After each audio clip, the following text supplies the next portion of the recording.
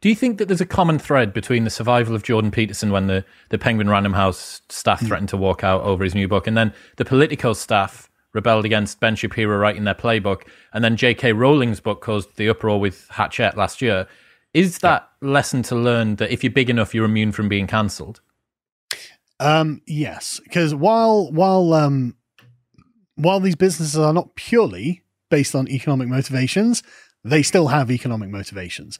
And JK Rowling, I think, is the best example because she controls the rights to the Harry Potter franchise. She controls the sort of the way that the franchise is represented. She controls the essential decision-making capacity. And so the buck stops with her and she makes the money from it, which means she can't actually be cancelled if anyone else wants to make any money off Harry Potter. Shit. So has she constructed her business to be like Universal Studios got to come to me when they want to do a new theme park and the merchandising and she gets to be able to sign off on the sort of tenor and tone of the thing as well. You know, like, shit. Does it fit with the mythos? Which gives her phenomenal power over the Harry Potter franchise, as I understand it. If I'm wrong, someone in the comments correct me. But I looked into this recently because I did a bit of a thing, a few segments on them trying to cancel her, and they can't cancel her because if they cancel her, nobody gets any Harry Potter. And I mean, probably billions of people want Harry Potter, you know, at least hundreds of millions at the very least. You know, she's probably like the most successful British author ever. So there's just no cancelling her because she holds this point of leverage, and industries die if they don't get what she's providing. And so the activists on Twitter have been whining impotently, and it's been very amusing to watch, to be honest. And JK Rowling, for anyone who doesn't know, her high crime refers back to what we were talking about with the definition of woman. She made the argument that woman is adult human female, and if you get rid of that, you get rid of women's rights activism, which is not wrong. And this makes her a horrible TERF. Do you not think that it's mad? You've got JK Rowling was very much in the zeitgeist at the time, though. You know, she's current and doing stuff. Jordan Peterson had been in rehab for 18 months. Like, and people had just taken this heritage of him. Again, Shapiro, like Ben does his thing. Like, he's out there talking about stuff. Jordan had been in Russia tied to a bed, trying to sweat drugs out of his system. Yeah, but I think JK Rowling is just the most obvious and easy example to pin down, right? Because you can see exactly the linchpin that when JK Rowling gives up the right to make editorial decisions about Harry Potter franchise, she's cancelled, right? But it's not so easy with people like Jordan Peterson and Ben Shapiro because their staying power is based on something a bit more intangible. It's respect and influence and sort of gravitas. And that can be manipulated with the right disinformation campaign.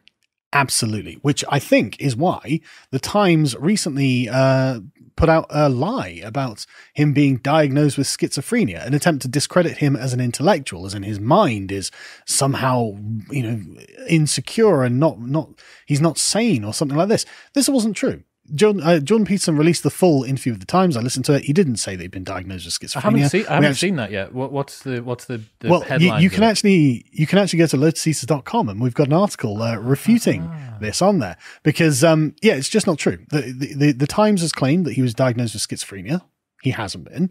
I don't know why that they're claiming this, but I can only assume that they're making up this outright lie in order to damage his public prestige as an intellectual, in order to discredit him within conservative circles and the wider sort of normie public, in order to essentially just get rid of him because he doesn't agree with certain things, does he? Fuck, man, that makes me feel so uncomfortable, you know? Like, that guy's been through hell over the last 18 months, and you sit down to have an interview. I haven't seen the interview yet, but, like, it's on his YouTube channel. It's just the audio. Yeah. I noticed it was black screen when I rolled over a preview. Yeah. It's in my watch later.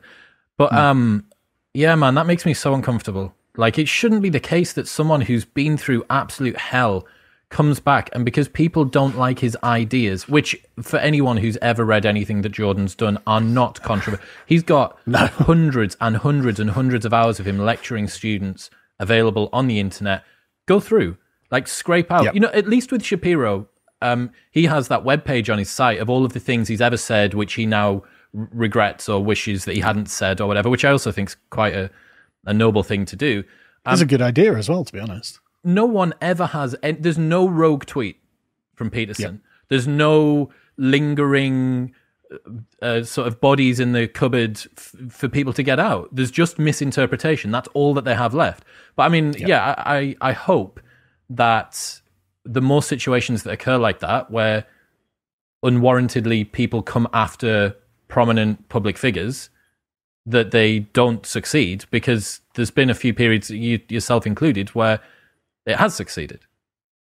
I mean, the point about Jordan Peterson, what he has been through has been the consequence of a media harassment campaign against him. You know, the reason that he fell into this hole. And for I mean, like, you know, I only have sort of a middling fame on the internet and in the wider world, but even from my middling position, I mean, you can see how grey the beard is, right? Like, it wasn't this grey like 2 or 3 years ago. I'm not even joking. It's really stressful. It's very stressful when you have a lot of eyes on you and there's a lot of pressure coming at you. And Peterson is, like, you know, 10 times bigger than I'll ever be. And so it's one of those things that's, if it's bad enough for where I am, it must have been really difficult for him. And you, like you were saying, you know, go and watch his stuff. You can tell that he's a very emotionally aware person. You know, and he probably has to be a clinical psychologist. So he's very emotionally connected to things and to other people, and he cares about these things. You know, he's cried on live streams when thinking about other people's suffering and stuff like this, unashamedly. You know, and it's very brave actually to do this. And I've seen lots of leftists mocking him for showing his feelings. So, well, hang on a second. I thought that's what you wanted out of men. You know, what are you doing? You know, when he opens up, don't stab him. You know, Christ. But yeah, for Peterson, I can understand why this was just too much for him to handle, why he ended up falling down this sort of rabbit hole and having to spend a lot of effort dragging himself back up. And like you say, you know, if you watch any of his stuff, he's essentially giving you the sort of like best dad advice that can be given. You know, get your house in order. Ultimate dad, isn't he? He is, but it's great advice for young people, not just young men, but I think young men need it more than young women, because there are lots of social support structures for young women everywhere because of feminism. But young men definitely, I think, need this kind of guidance where it's like, look, get your house in order, sort yourself out, clean your room, get on the business end of actually doing something and improving your life. And I mean, you know, I've taken his advice to heart, you know, and I think a lot of other people have as well. And really does work. It's just about taking responsibility for yourself. And if that's his high crime and that's the great offense that Jordan Peterson has committed, well, I guess we're all in trouble, aren't we?